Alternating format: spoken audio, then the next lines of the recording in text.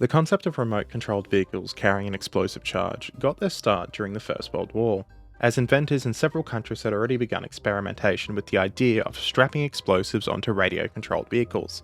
The French got in on this earlier and developed two notable examples: the Crocodile Schneider Torpille Terrestre land torpedo, carrying a 40kg explosive charge, and seeing limited combat use as early as June 1916.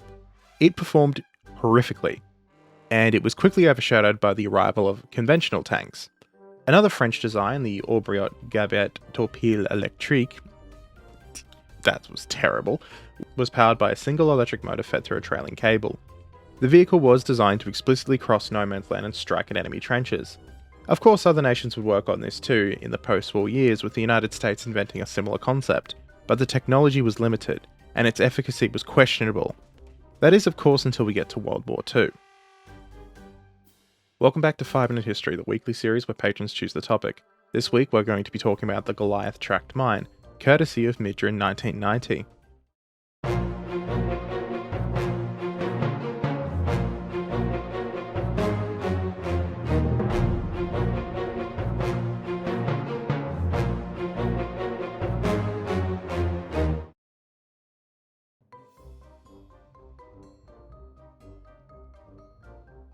During the 1930s, thanks to advances in technology, the French engineer Adolphe Quigrès had managed to develop a more reliable remote-controlled tracked vehicle, but he was unable to get it into mass production. This would all come to a head though in the late 1940s, following France's rapid defeat in the Second World War. See, German forces recovered one of his prototypes near the Seine River. Recognizing its potential, the Wehrmacht Ordnance Office commissioned the Karl F.W. Borgard Automotive Company of Bremen to develop a similar vehicle, capable of carrying a minimum 50kg high explosive charge, and here we see the birth of the Beetle, aka the Goliath. Now, the Goliath itself was a compact, low-slung machine at just 1.5 meters long, 0.85 meters wide, and half a meter tall. It weighed only 370 kilograms, and it sat very close to the ground with a clearance of only 11.4 centimeters. We'll come back to that. It should also be noted that this little vehicle only had 5mm of armor. It's enough to stop shrapnel and ricochets, very much like a helmet, but it will not stop small arms fire. Two main variants would be produced, the first being the 302. It used two small electric motors and produced 2.5 horsepower each. Powered by batteries, it would carry a 60kg explosive charge across the battlefield.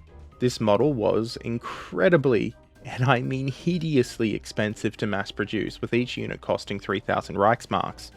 Not to mention the difficulty of actually obtaining and maintaining that many batteries during an active war in what was effectively a suicide machine. To address these drawbacks, engineers then developed the 303, which used a two-stroke petrol engine and could carry a larger 100kg warhead, and actually had an improved off-road range of 7 kilometers, when you compare it to the electric model's 0.75 kilometers. It was so much louder though. Both variants were guided by a single operator using a joystick-controlled box connected to the vehicle by a 650-meter triple-strand cable. This cable wound out from a drum in the vehicle's rear compartment as it moved. If anything happened to the cable, the vehicle was totally useless and dead in the water, so to speak. The Goliath was initially envisioned as a versatile demolition tool that could cross between lines to destroy enemy emplacements, entrenched positions, armor, or even just to get amongst enemy infantry to create a gap in the line. There were even grand plans to deploy them against critical infrastructure such as railways, bridges, or even small buildings. Deployment was primarily handled by specialist panzer engineers and unit combat engineer battalions. If the little vehicle did arrive on target and detonated under ideal conditions, it was highly effective. But herein lies the rub: war never gives you ideal conditions. In practice, the Goliath would end up seeing limited action across multiple theatres of war. It would be deployed in Italy, fighting around Anzio in April 1944. It did actually see significant use in the Warsaw Uprising in 1944, and of course in northern France following the landings of the beaches in Normandy during Operation Overlord in June 1944. Despite the effort and the ambition, the Goliath was a failure. It was a complete disappointment. Its problems were numerous, and in hindsight, they were somewhat foreseeable. The most glaring vulnerability that I would wager you all picked up on was the command cable. The thin wire connecting the Goliath to its operator was easily cut by artillery blasts, small arms fire, treads of passing vehicles, hell, even some pretty gnarly barbed wire could break it. An enterprising soldier could very easily nick it with a knife or bayonet, or even stomp it into breaking with a particularly hefty boot heel. This weakness was on full display during the Normandy landings when the pre-landing bombardment severed the cables of most of the Goliaths before the Allied troops even reached the beach. Without the cable, the Goliath was simply an expensive metal box sitting on the sand that Allied soldiers would capture in droves or just walk past.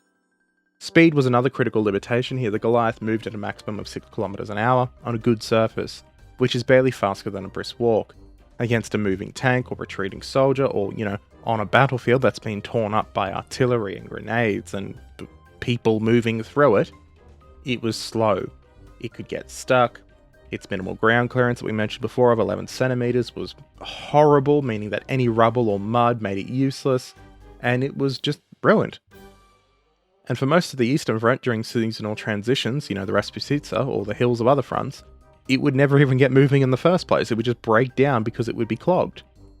Then we get to the fact that small arms fire penetrated the casing and was able to disable the vehicle before it reached the target. And the Goliath was completely vulnerable to any direct fire from infantry equipped even with these light weapons, not to mention the fact that you start to end up with units with 30 and up to 50 caliber machine guns. Its large size relative to similar concepts made it difficult to conceal, and it could not easily be carried or repositioned by a single soldier. The high unit cost just compounded these issues. At 3,000 Reichsmarks for the electric model, the Goliath was an expensive weapon that was destroyed upon use, and frequently failed to accomplish its mission. What's interesting though is that in many ways the Goliath is the predecessor to the new unmanned ground vehicles being brought into service around the world. In many ways, it crawled and got beached on the pebbles so they could, run.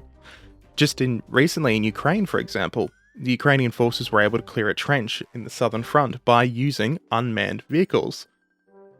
And recently, a new unmanned vehicle was debuted, which is effectively a giant metal box that wounded soldiers can crawl into and be dragged away from the front line. One soldier apparently made it all the way back after the vehicle hit 2 small anti-personnel mines and just kept on trucking.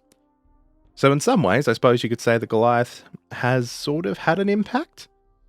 At the very least, it's pretty cool to talk about and it's pretty cool to look at.